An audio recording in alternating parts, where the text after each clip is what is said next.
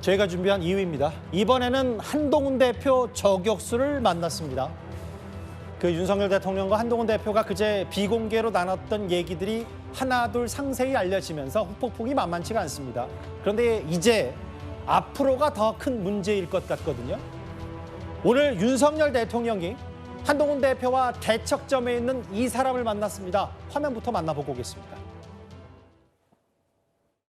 우리를 망가뜨리고 무너뜨리고 한 애를 들어와가지고 비대위원장 임명직 온 것까지는 할 수 없다 치자. 근데 선출직까지 나와가지고 만약 그걸 뽑아준다면 이 당에 해체해야 돼. 간단하게 말씀 좀 몇 개 묻고자 하는데 지금은 안 돼. 끝나고. 혹시나 끝나고. 아이고 아니 그런 친구와는 같이 갈 수 없다고 하셨는데.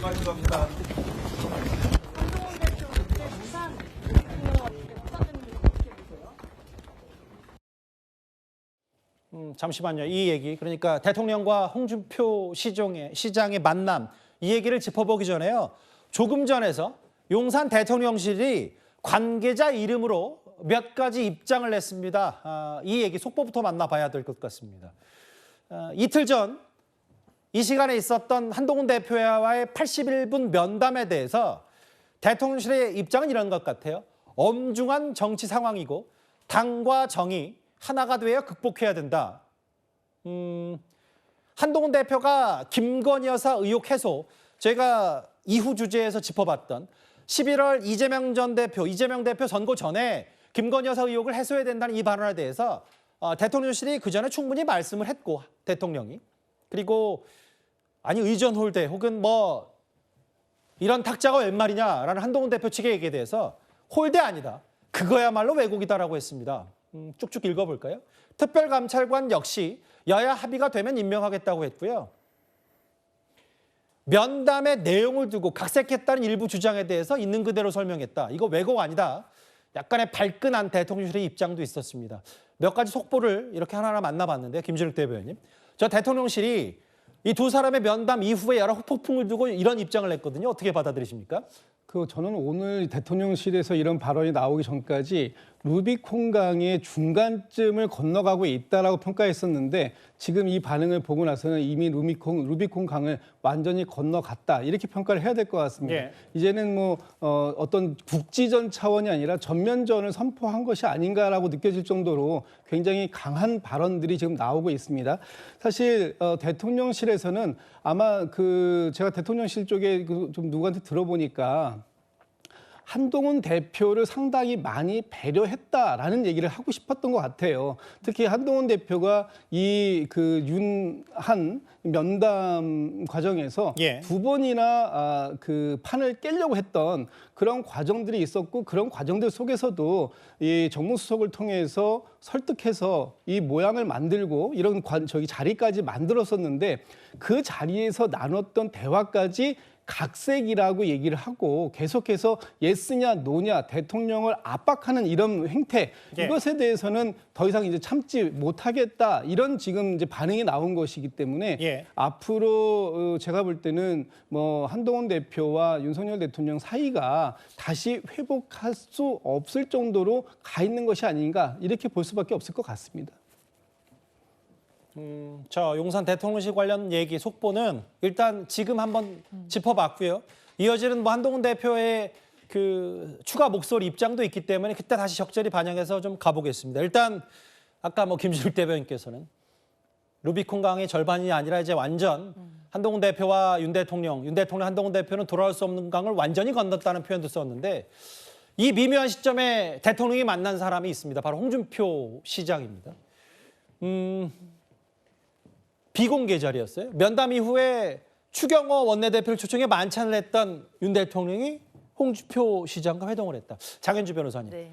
사실 오늘 용산에서 홍준표 시장 만난 이후에 뭐라 그랬냐면 대통령과 지자체장의 만남, 신공항 이런 거죠. 통상적인 자리다라고 했는데 그 시점이 좀 공교롭긴 해요. 그렇죠. 뭐 대통령과 뭐 지자체장이 현안과 관련해서 통상적으로 만날 수 있을 겁니다. 그렇지만 많은 국민들께서 이 만남이 통상적이지 않다라고 여기시는 건 시기적으로도 굉장히 미묘한 시점이고 또 한 가지는 만났던 인물이 홍준표 시장이기 때문일 겁니다. 예. 시기적으로 본다라고 한다면 아시다시피 지금 대통령과 당대표 간의 만남이 빈손 면담으로 끝이 났고 그 이후에 어제는 한동훈 대표도 뭐 이른바 친한계 의원들, 친한계 세력 모임을 하는 것이 아니냐라는 이야기가 나오고 있는 이런 시점인데 이 시점에 홍준표 시장을 만난다. 당연히 평범해 보이지는 않습니다. 홍준표 시장 다 아시겠지만 뭐 이른바 뭐 한동훈 대표에 대한 저격수다 이런 이야기도 있었고 뭐 한켠에서는 우스갯소리로 좀 과장하면 한동훈 대표가 무얼 해도 홍준표 시장은 비판하는 거 아니냐, 화를 내시는 거 아니냐 뭐 이런 얘기가 나올 정도로 사실상 그동안 거세게 비판해 왔었거든요. 예. 그런데 이런 시점에 하필이면 홍준표 시장과 만났다라는 것은 사실상 한동훈 대표가 보여주고 있는 새 결집에 대응해서 예. 결국 친윤계를 새 결집을 해보겠다 이렇게 보일 수밖에 없습니다. 따라서 앞으로 이런 친한계와 친윤계가 새 결집을 경쟁적으로 할 것 같고 이런 모습에서 결국에 나중에는 그러면 당신은 누구 편이냐, 당신은 어느 계파이냐 이런 식으로 좀 편가르기가 시작되지는 않을까 우려도 됩니다. 근데 제가 저 홍준표 시장이나 윤 대통령 예전 사진을 쓸 수밖에 없었던 게요. 제가 알기로 이미 한두 시간 전에 대통령과 홍 시장이 만났거든요. 근데 이제 용산 대통령실 얘기는 이후에도 사진이나 두 사람이 무슨 내용을 얘기했는지 공개하지 않겠다고 대통령실이 얘기했어요. 이게 마치 또 듣기에는 이틀 전 이 사진과 혹시 또 언론이나 혹은 혹자들이 많이 비교를 할까 봐 그런지 모르겠지만 글쎄 뭐 대통령이 통상적으로 지자체장 만나는 거였으면 과거 지자체장 만났을 때처럼 뭐 사진이나 내용을 공개할 수는 없는 건지 호준석 대변인 생각은 어떠세요? 네, 아마도 그런 것들을 고려해서 이제 그렇게 했을 거라고 생각합니다. 예. 뭐 저렇게 지금 여기도 이제 오늘 나왔으면 저기다 띄웠을 거잖아요. 우리 프로그램에서도. 저희 영업 비밀인데 어떻게 하셨어요? 그러니까 이제 그걸 놓고 또 이제 여러 뒷말이 나올 수밖에 없고 그런 것을 이제 정무적으로 고려했을 텐데 아쉬운 것은 그런 그 정무적인 세밀한 고려가 한동훈 대표를 만나는 그 자리에 우리 국민들이 더 많은 예. 관심을 갖고 있고 집중됐었던 그 자리에 대한 그 사진과 동선과 이런 것에서도 예. 발의가 됐었어야 된다. 됐었으면 얼마나 좋았을까라는 생각을 많은 국민들이 하시는 거죠. 예.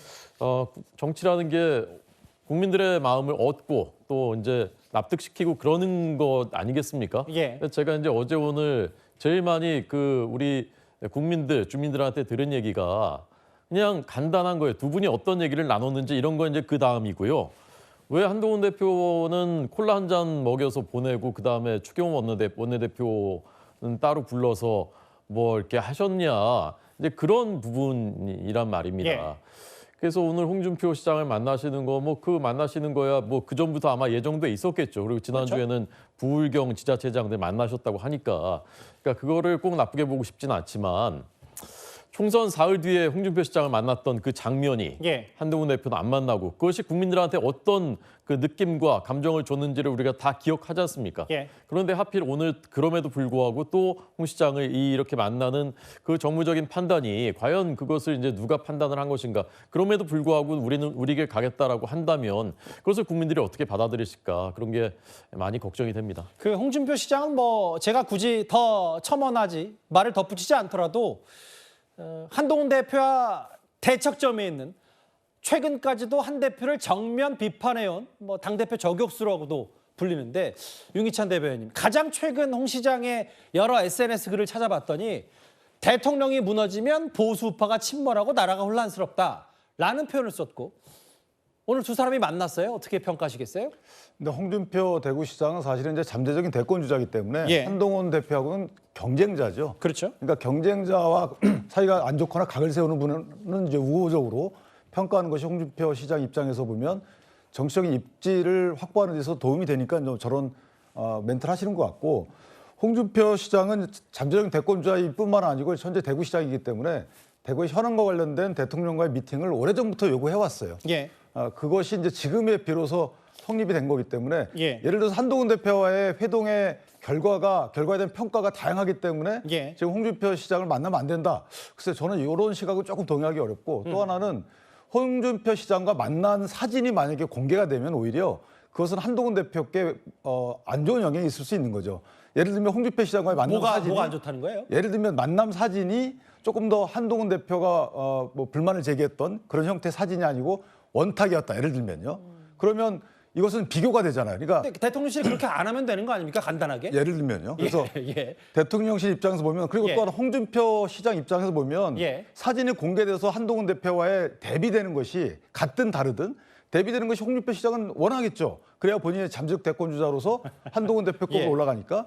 그러니까 저게 비공개하는 것을 마치 이걸 한동훈 대표에 대해서 부정적인 영향을 끼친다라기보다 해석에 따라서는 오히려 비공개하는 것이 한동훈 대표에 대해서 영향을 긍정적으로 끼치는 면이 없잖아 있다.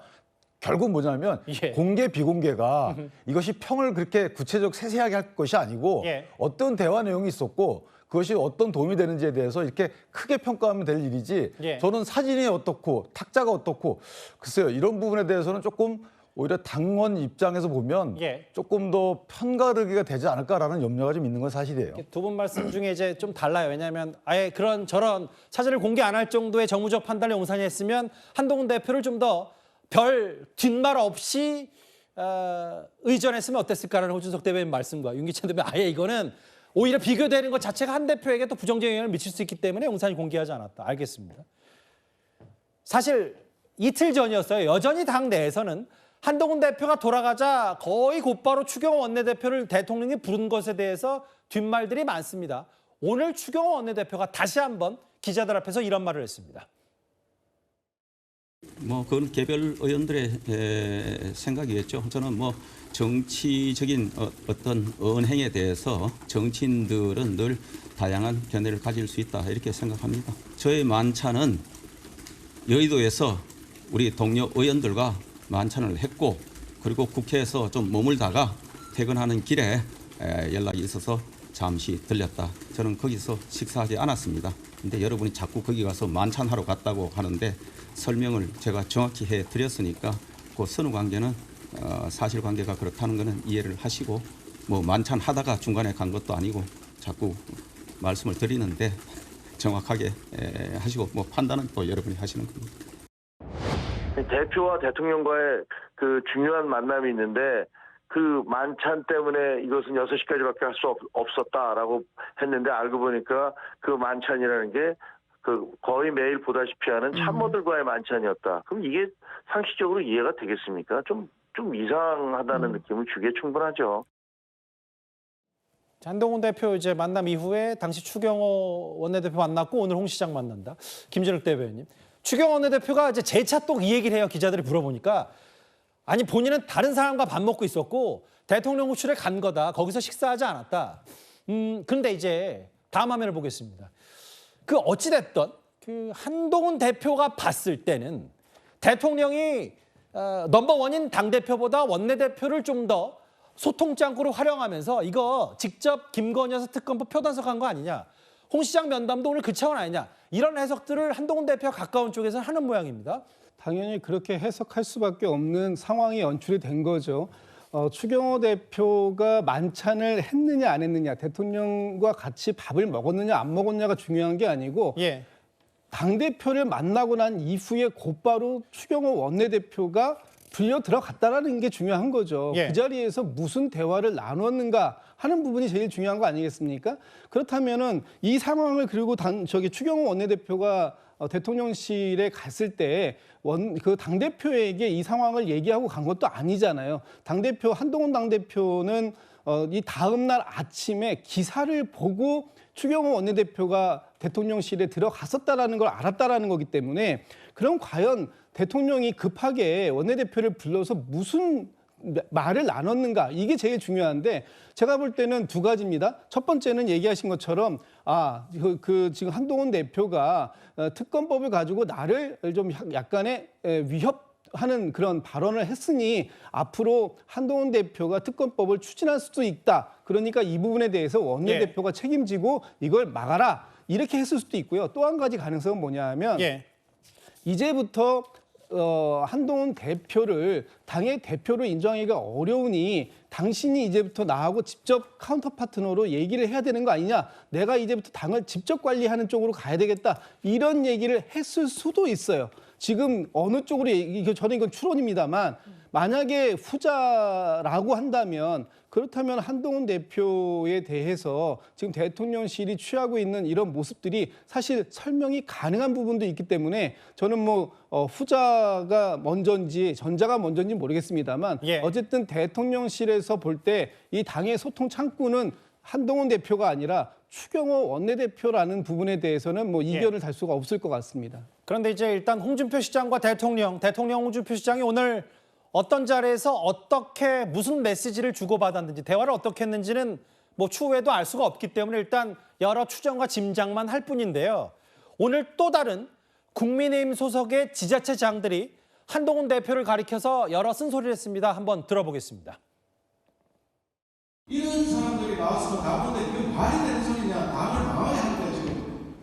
이렇게 나와야 되는데 임영웅 보듯이 아니고 임영웅 탤런트 누구 보듯이 곱짝인데 안경 좋네 뭐 이래가 되겠느냐 이래가지고 나는 사실은 뭐 누구 뭐 옳고 그리고 그다음에 호불호 뭐 이런 걸 떠나서 저 한동훈 전 그 비대위원장은 좀 이번에 저 대표로 출마 안 했으면 좋겠다 하는 그런 뭐 입장을 밝혔는데요.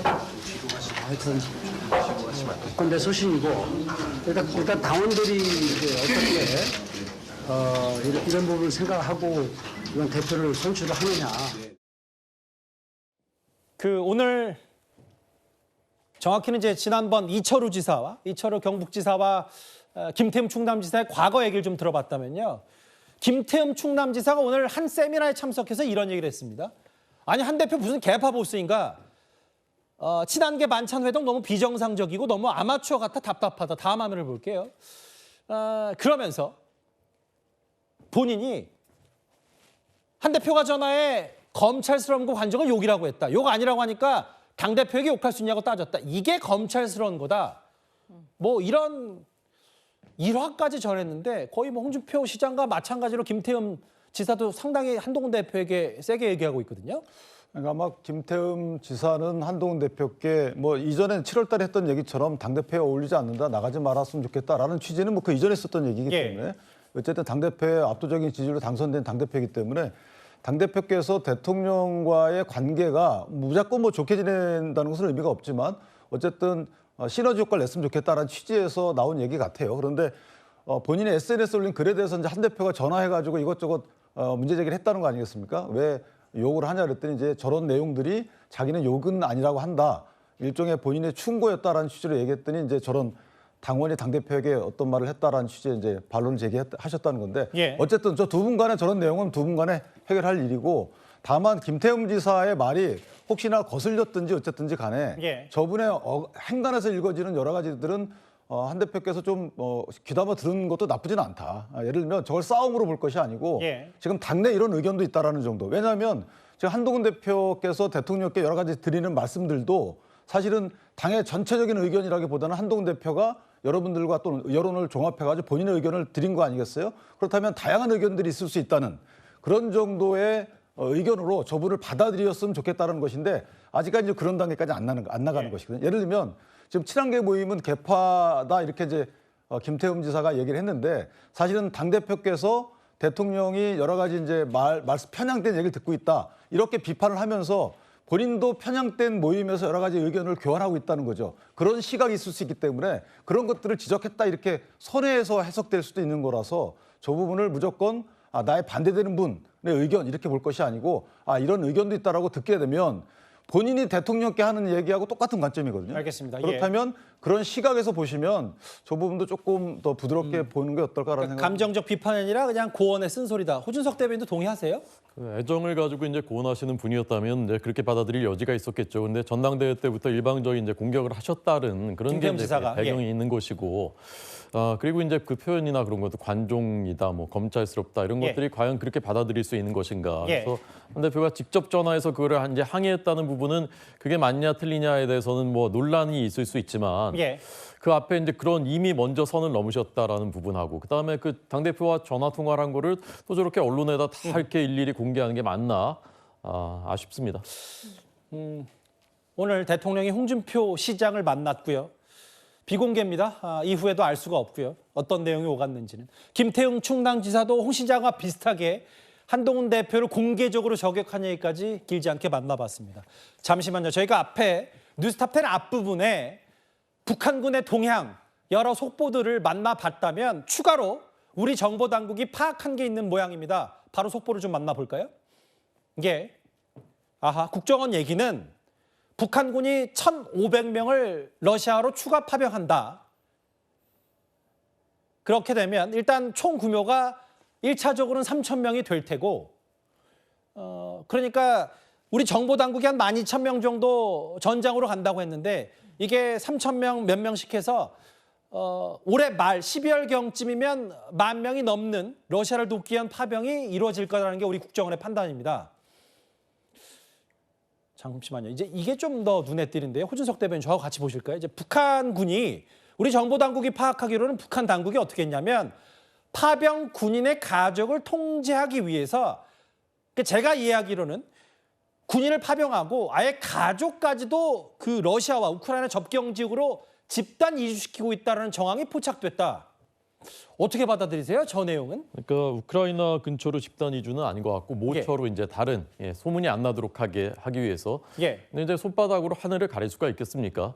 10,000명이 움직이는데요. 10,000명의 가족들이 있는데, 그러니까 이미 소문이 많이 났고 북한 전역에 지금 국정원이 밝힌 얘기입니다. 그리고 그 파병되는 그 군인들의 가족들이 오열한 나머지 얼굴이 많이 상했다 이런 그 얘기들도 있다고 합니다. 국정원이 그렇게 밝힌 데 따르면?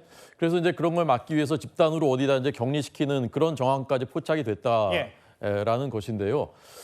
그거 어떻게 그 말을 막겠습니까? 10,000명이 움직이는 이런 것들을. 그래서 저는 이게 북한 정권의 그 안위에 직접 이제 연결이 될 것이다. 그리고 파병되는 군인들 아까 김금혁 보좌관이 얘기한 대로 거기서 목숨 잃을 필요가 없습니다. 거기서 기회만 된다면 탈출해서 그래서 그것이 또 다른 북한 내부의 동력을 변화의 동력을 만들어내는 그런 계기가 됐으면 좋겠습니다. 잠시만요. 한번 꼭꼭 짚고 싶어서 그러니까 뭐 1,500명 파견해서 연말까지 10,000명을 목표를 채울 거다라는 것 말고도 저게 그 군인 따라서 무슨 뭐 가족끼리 다 러시아, 우크라이나 접경 지역이 아니라 예를 들면 평양에 사는 사람 중에 자기 본인 아들이 우크라이나 전장으로 파견됐다라면 그 가족을 평양이 아니라 뭐 함흥이나 이런 다른 곳으로 집단 이주시켜서 파병 자체에 대한 팩트와 그 정황을 가족들이 모르게 혹은 주변 사람들이 모르게 하겠다. 뭐 이렇게 읽으면 되는 건가요? 그렇습니다. 이제 북한은 이제 일절 알리지 않고 있지 않습니까? 그래서 우리는 이제 대북 확성기로 이제 알리고 있는데 맞아요. 알리고 있지 않지만 이미 소문이 많이 돌았다라는 이제 국정원의 분석이고요.